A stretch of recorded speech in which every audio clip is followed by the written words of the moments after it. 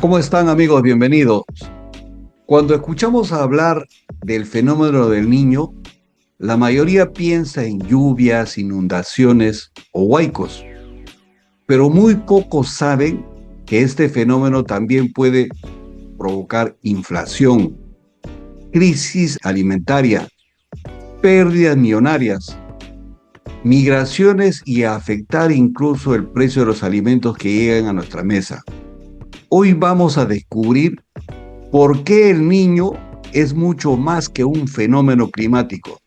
Es un fenómeno económico, social y geopolítico que puede cambiar el futuro de millones de personas.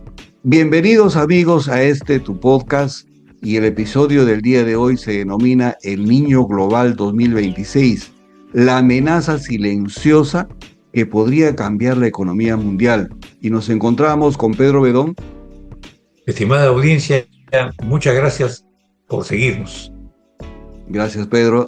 Y César Ferreiros. Amigos, ¿cómo están? Nuevamente muy contento de poder compartir información con ustedes. Perfecto. Y el que les habla, Rubén Águedo, ya ustedes me conocen. ¿Qué es realmente el niño global y por qué preocupa al mundo? ¿Por qué estos días estamos escuchando la información de este niño global, tanto a nivel Sudamérica, a nivel Perú? Vemos las noticias que nos estamos preparando o nos estamos descuidando. El niño global no es simplemente un fenómeno climático. Muchas veces ya tenemos experiencia de varios años, hemos visto el fenómeno del niño global, pero conceptualizamos como un fenómeno climático. No, no es solamente un fenómeno climático, es uno de los mayores reguladores naturales del clima del planeta y uno de los eventos que más impacto tiene sobre la economía mundial. Para entender su importancia, imaginemos por un momento que la Tierra funciona como un enorme sistema interconectado. Los océanos, la atmósfera, las corrientes marinas y los vientos forman un gigantesco mecanismo que mantiene un equilibrio climático del planeta. Cuando una de esas piezas cambia, todo el sistema comienza a reaccionar. Y eso es exactamente lo que ocurre con el niño. Desde el punto de vista científico, el niño corresponde a la fase cálida del fenómeno conocido como el niño oscilón del sur, o ENOS, considerado por la Organización Meteorológica Mundial como uno de los principales factores que explican la variabilidad climática global. En condiciones normales, los vientos alisios empujan las aguas cálidas del Océano Pacífico hacia Australia e Indonesia.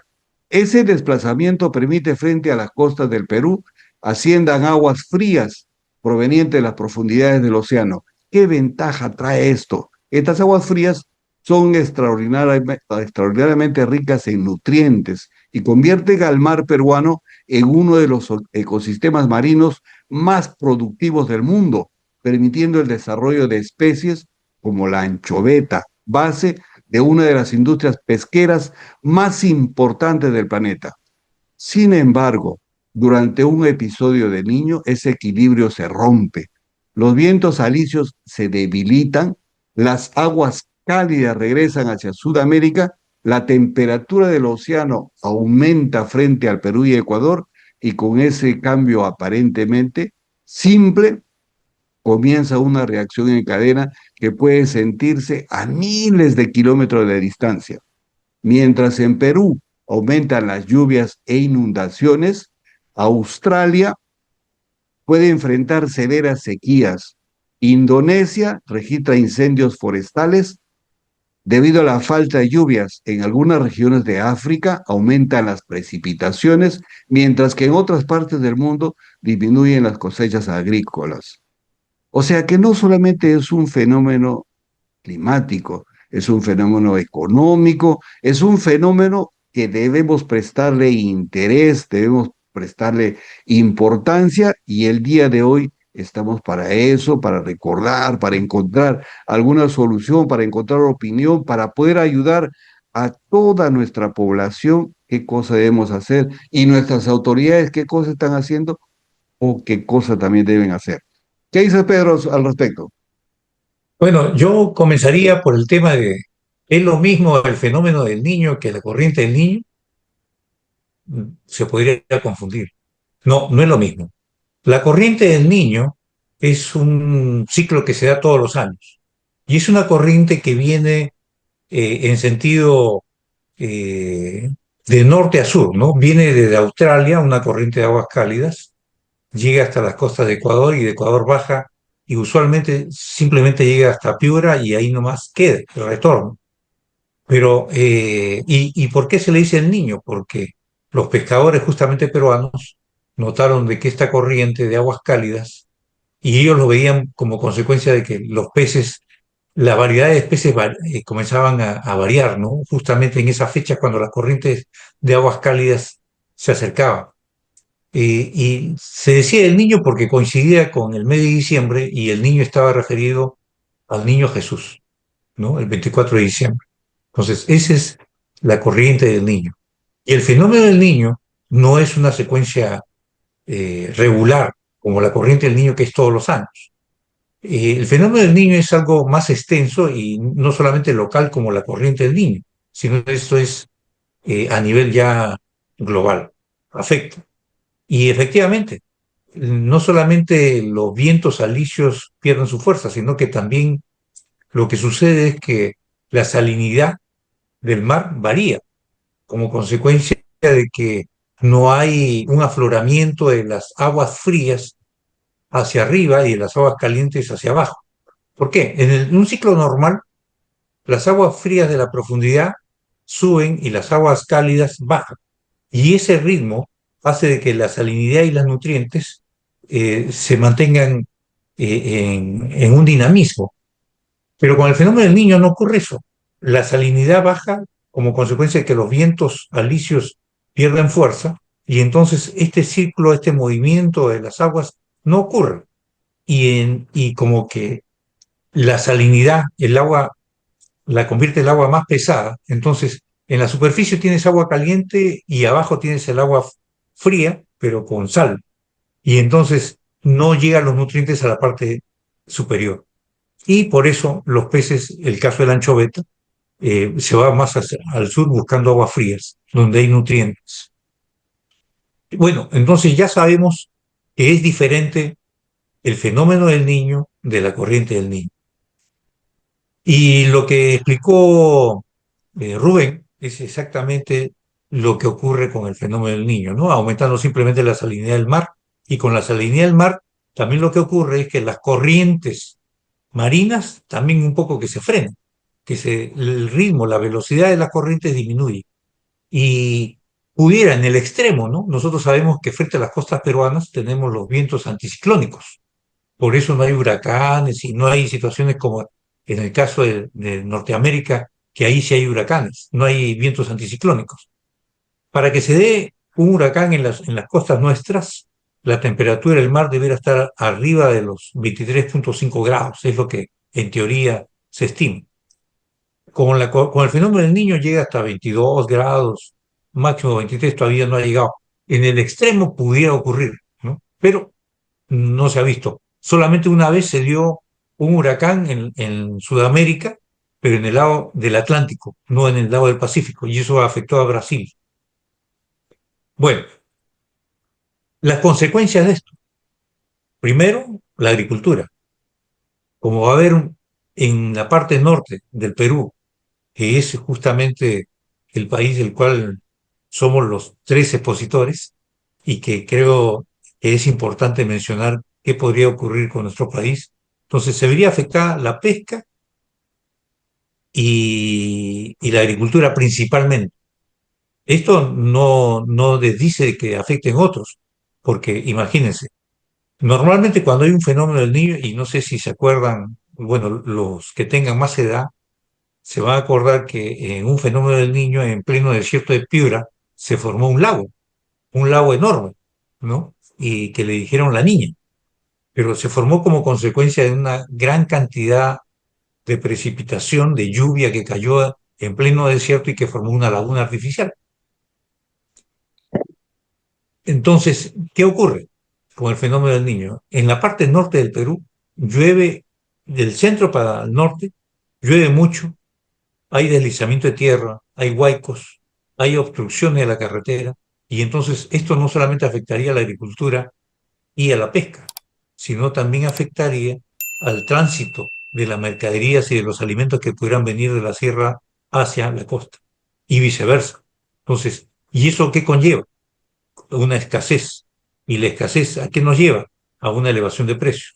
Entonces, tenemos un problema de inflación transitoria como consecuencia del fenómeno del Niño. Ahora, ese es un tema económico, pero también hay otro tema. Como consecuencia de las lluvias se forman charcos y también hay mosquitos. Acuérdense que en esos tiempos, en la zona norte, principalmente en Piura, había dengue. Entonces, tenían que salir a fumigar. Entonces, esto es materia también de ver la parte de salud. Y no solamente eso, sino que debiéramos, si ya sabemos en realidad qué es lo que ha pasado y tenemos historia y que conocemos qué se ha producido, entonces el gobierno debiera tener planificadas ciertas actividades, porque ahí viene la siguiente pregunta, ¿no? ¿Qué podemos hacer? ¿Qué podemos hacer uno como gobierno y qué podemos hacer nosotros como personas? Como gobierno, sabemos, en estos momentos nosotros tenemos unas reservas netas importantes y el gobierno del Perú podría destinar para una política de prevención, ¿no? Prevención encauzando los ríos, haciendo las laderas, bajándole el ángulo de inclinación, ayudando o evitando en realidad que se formen eh, viviendas por los probables sitios que pudiera pasar huaicos, ¿no? Acuérdense, me recuerdo esto, en Punta Hermosa, algunos años atrás, cayó un huaico y se llevó toda una serie de casas que habían ahí. Pero esa no fue la primera vez. Yo me acuerdo que de niño ya había pasado eso anteriormente. Y ese paso del huaico queda marcado ahí en el terreno, ¿no? Entonces, ir en contra de la naturaleza es lo peor que podemos hacer. Ya sabíamos que por ese lado iba a transitar agua o barro, lo que nosotros decimos huaico, y sin embargo se construyó y la municipalidad permitió la construcción de viviendas en ese sector y fueron arrasadas y perdieron, ¿no? Entonces, primer punto, ya tienen mapeado por dónde pasa y no solamente mapeado, sino que están las huellas ahí geográficas por donde han pasado. Entonces, no se debe construir en esas zonas. Dos, las carreteras tienen que estar previstas para, eh, o las canaletas que van al costado de las carreteras deben estar previstas para la cantidad de agua que pudieran recibir, justamente para evitar el daño, ¿no? Los puentes sobre los ríos también deben estar construidos de tal manera que puedan soportar una elevación del caudal. Y, y en realidad una política de vivienda para verificar que las construcciones están en buena posición y en buen lugar. Con eso evitamos una serie de daños que después la misma población solicita ayuda, ¿no? Y esto nos sale más caro reparar que prevenir. Entonces, en este sentido, ya tenemos una previsión por parte del gobierno y el otro sector es el factor sanidad, que en realidad, sabiendo que va a haber un fenómeno del niño y sabemos que uno de los insectos que se propagan como consecuencia de las lluvias y las acequias que se forman son los mosquitos y las enfermedades que transmite, entonces ya debe haber un programa implementado del sector salud para evitar el dengue, el chikungunya y otras enfermedades más que se dan como consecuencia de esto. Sales hidratantes, que también hemos sabido. Y ahora como persona, ¿qué podemos hacer? Primero, nosotros debemos de tener una caja adicional. Entonces, mejor es, primer punto, si sabemos que va a venir un fenómeno del niño y tenemos nuestro presupuesto de repente un poco holgado, pero no tan holgado, entonces mejor no hagamos inversiones que son a largo plazo, comprarme un carro o comprarme algún bien, sabiendo de que yo ese dinero lo puedo usar en tiempos de emergencia. Entonces, mejor hacer una pequeña caja, como para tener un mes ante el imprevisto. Segundo, tengo que ver si mi casa puede soportar la cantidad de agua que pudiera caer. Normalmente en las costas tenemos el techo de nuestras viviendas plano, no como en la sierra que es a dos aguas. Y si recuerdan bien, han habido lluvias en Lima, en donde en realidad han tenido que sacar con balde el agua de los techos. Entonces, uno de los puntos es crear los desagües apropiados por si en realidad llueve de esa manera, el agua no se empose y que simplemente sea canalizada a través del desagüe. Entonces, eso es importante y para eso tiene que tener un presupuesto aparte. Y segundo, de repente también hacer un poquito más de previsión de los alimentos no perecibles, ¿no?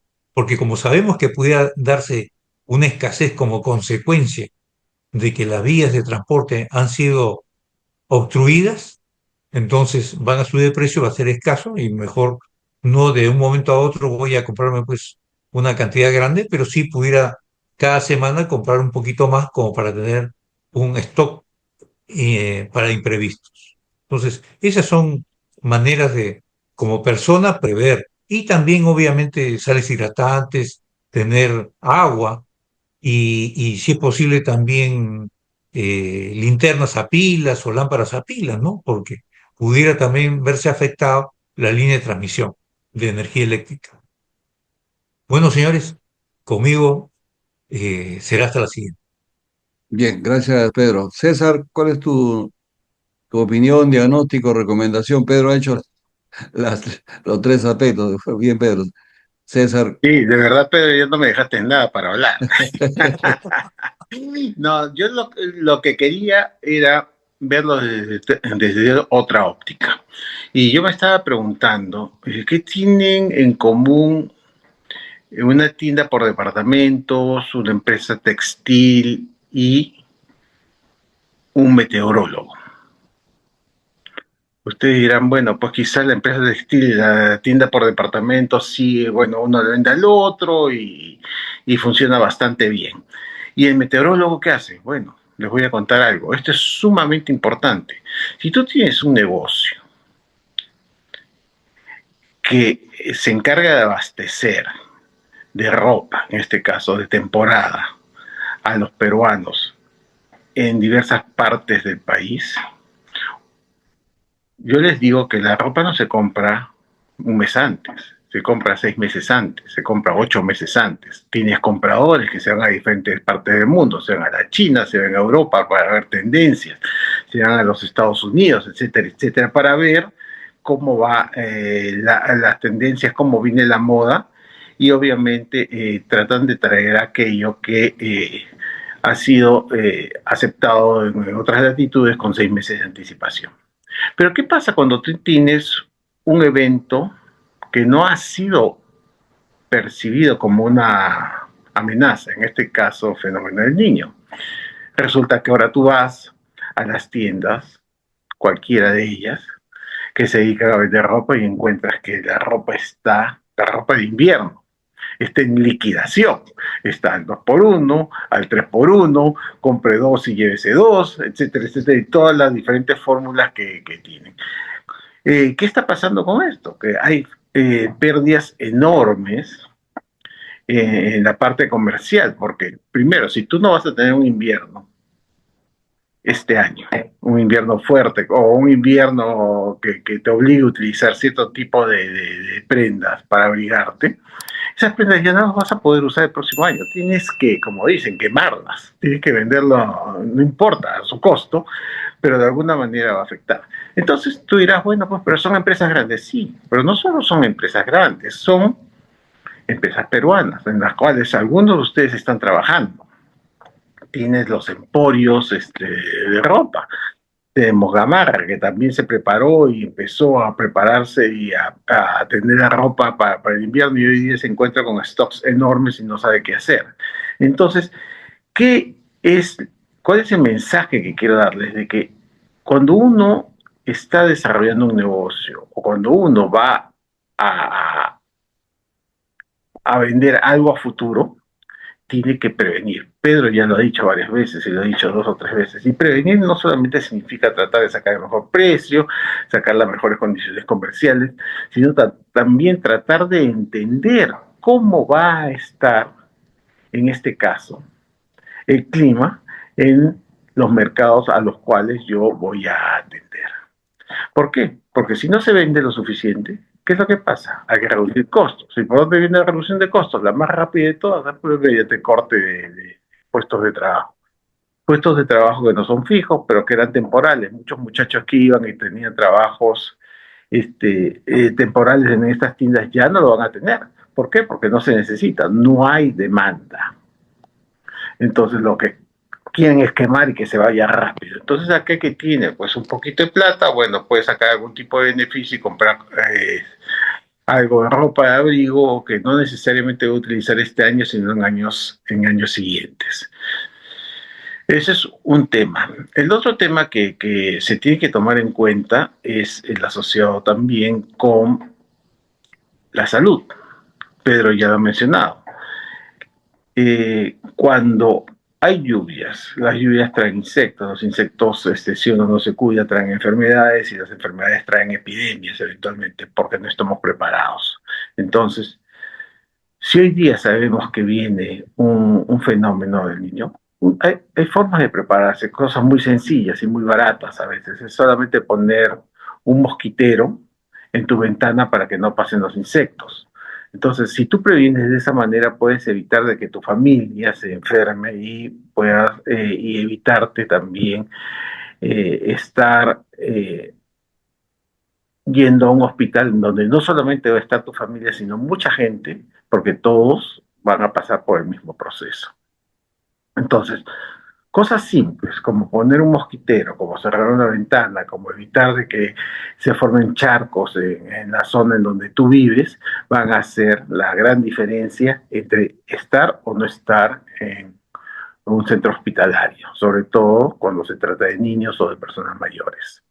Otra de las cosas que es importante es, si tú estás en el agro, es probable que también te afecte. ¿Por qué? Porque si hay mucha lluvia, la fruta se va a malograr.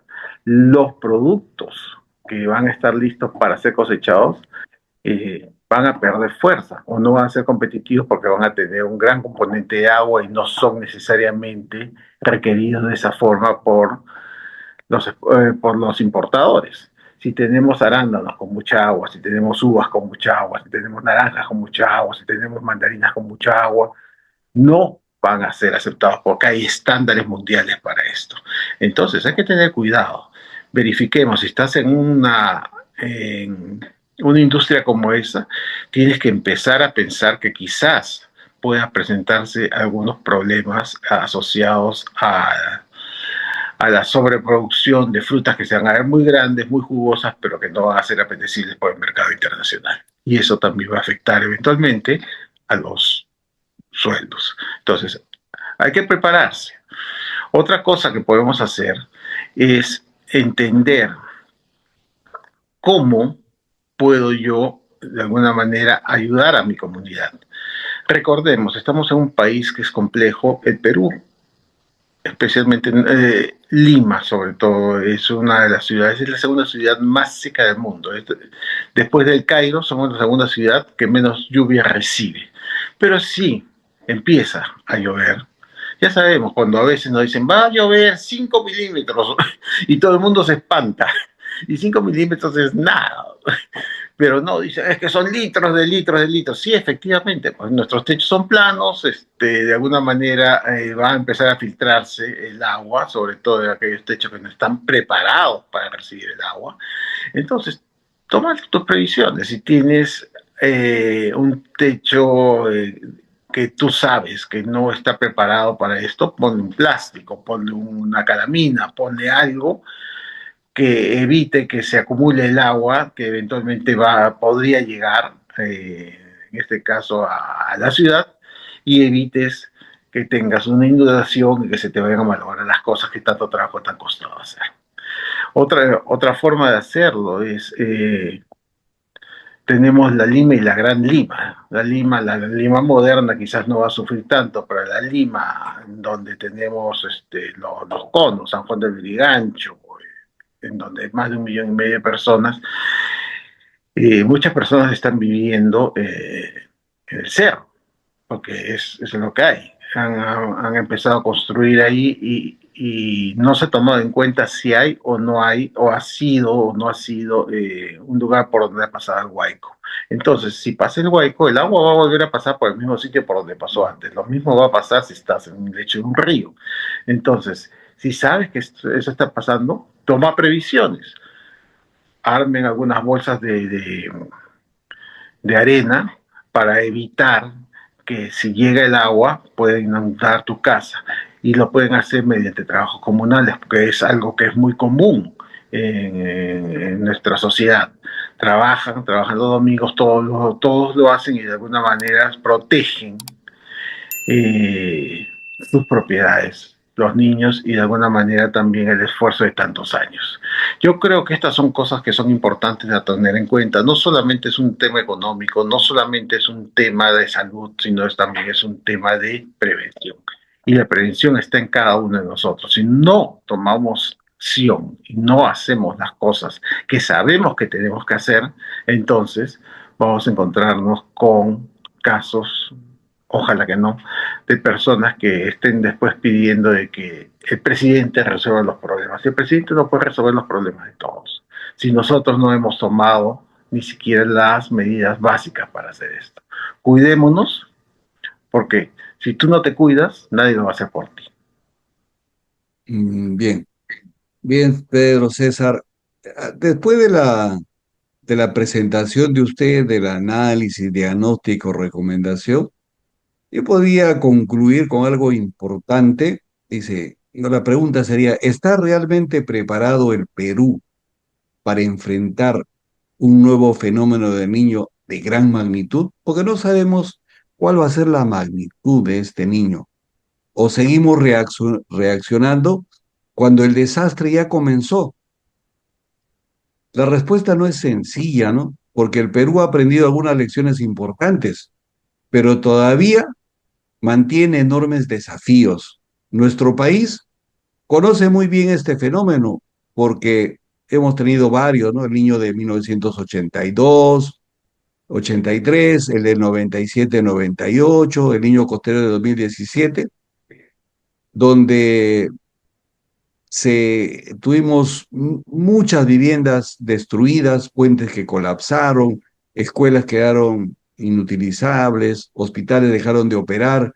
Ahí Pedro ha manifestado en un sector, y es normal, hay sectores de la tierra donde corre, donde pasa el río, la quebrada, pasa el fenómeno, luego otra vez la gente va a habitar, pero este niño otra vez va a pasar esa corriente por ese lugar. Entonces tenemos conocimiento de todas esas cosas, pero ¿aprendimos realmente la lección? Creo que no aprendimos, ¿no? Porque muchos lugares, por ejemplo, el sector de Chosica, otro sector cercano acá a Lima, pasa el fenómeno del niño y otra vez regresa la gente a esos lugares. A pesar de que hemos visto en años anteriores episodios como pasa la corriente y se lleva inclusive casas, pero pasa y otra vez la gente se olvida, ¿no? Durante los últimos años, el Perú, nuestro país, ha desarrollado importantes herramientas de prevención. El CENAMI, por ejemplo, ha fortalecido su sistema de monitoreo meteorológico. La ANA, la Autoridad Nacional del Agua, trabaja en el monitoreo permanente de cuencas y ríos. El Instituto Nacional de Defensa Civil ha mejorado los protocolos de respuesta frente a emergencias. Existe una gran estructura de defensa civil a nivel nacional. Además, el país cuenta hoy con mayor acceso a imágenes satelitales, modelos climáticos de alta resolución y sistemas internacionales de alerta temprana. Todo esto representa un avance importante. Hoy sabemos mucho más sobre el niño que hace 30 años. Podemos anticipar con varios meses lo que va a ocurrir. y esta información permite mejorar la toma de decisiones de las autoridades y de la población. César indicó muchas recomendaciones que la población debe tener en cuenta. Sin embargo, conocer el riesgo no significa haber eliminado la vulnerabilidad. Amigos, realmente este es un tema muy importante, un tema que requiere bastante atención en estos días, porque como se les explicaba, no solamente es un tema climático, sino es un tema económico, es un tema de cultura, porque pasó el Niño, destruyó casas, destruyó sembríos, pasan los años y otra vez la gente vuelve a construir. Esperemos que estas recomendaciones sirvan para que la población, sirva para que las autoridades, estamos a tiempo, tomen interés en estos aspectos. César, por ejemplo, indicaba la parte meteorológica. ¿Cómo vemos? Sabemos, les acabo de mencionar que existen sistemas de prevención, como el Emporio de Gamarra no ha previsto, no es que haya previsto, sino que tenemos esa cultura que debemos cambiar. No va a pasar nada, es probable que no suceda.